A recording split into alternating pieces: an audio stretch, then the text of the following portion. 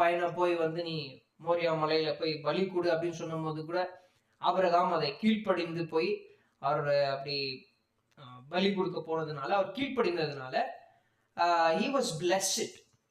God promised. அந்த promise எல்லாம் வந்து ஆபிரகாம் வாழ்க்கையில நிறைவேறினது நம்ம பார்க்கணும். The same with Adam and Eve.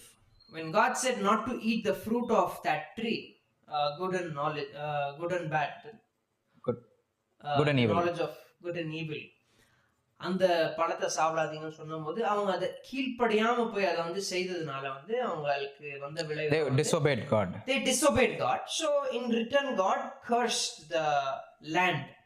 Cursed is the land because of you அப்படின்ற மாதிரி he cursed Adam, he cursed Eve, he cursed even the serpent. Yes. So all the three were cursed.